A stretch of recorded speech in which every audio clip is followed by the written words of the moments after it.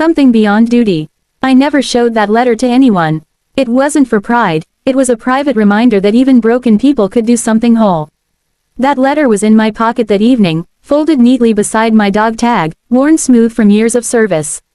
I touched it lightly as my sister continued her mockery, letting her words roll off me like distant thunder. The guests around us smiled politely, whispering behind crystal glasses. To them, this was entertainment, a spectacle of humiliation disguised as banter. I could see the judgment in their eyes, the same silent verdict they had given years ago, that I was an outsider trying to belong in a world that would never accept me. I wondered how many of them had ever faced real fear, or what it meant to hold someone's hand as their life slipped away. Probably none. Their world was measured in luxury, not loss. When my sister finally walked away, laughing with her friends, I stayed where I was, staring at the reflection of the chandeliers on the marble floor. I could still hear her voice in my head, sharp and cold, echoing the same label I had been branded with all my life.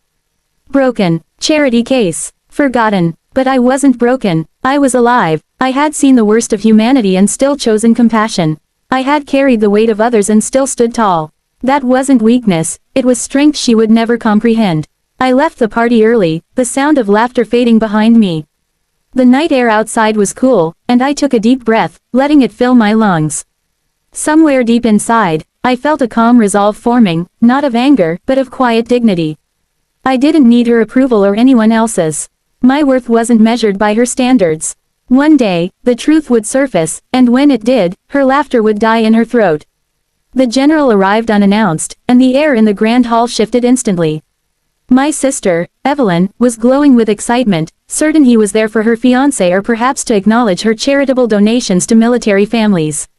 She had always loved the idea of being admired for generosity she barely understood. The guests murmured with admiration as the tall, uniformed man stepped inside, his medals glinting under the chandelier's light. I stood at the back of the room, near the corner where no one noticed me. I wasn't supposed to be there anymore. After her earlier insult, I had decided to leave quietly, but something told me to stay a little longer. The general's eyes scanned the room, moving past the rows of polished shoes, designer dresses, and false smiles. There was purpose in his gaze, not the casual interest of a social guest. My sister approached him eagerly, holding out her manicured hand.